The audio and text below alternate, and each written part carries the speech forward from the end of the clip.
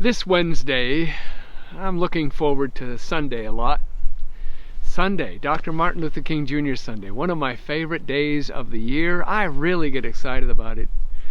This year in church we're going to look at 1 Samuel chapter 3, where this little kid gets called to be a prophet.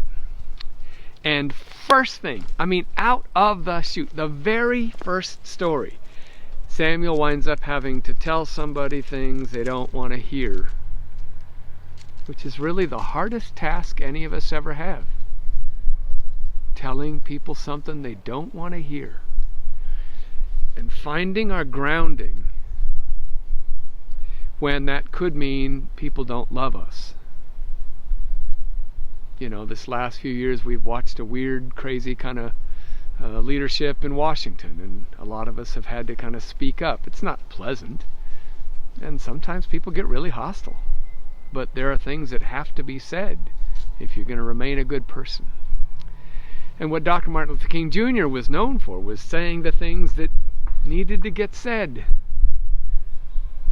And so when I read 1 Samuel 3, I think of the kind of a baptism of a kid.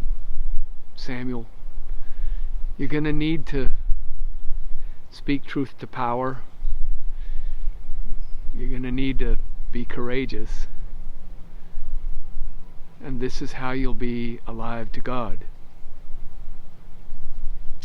So, welcome to the story of the prophet that shows up in our Bible over and over again, and shows up in your life too. We sometimes have to face callings that make us have to say stuff.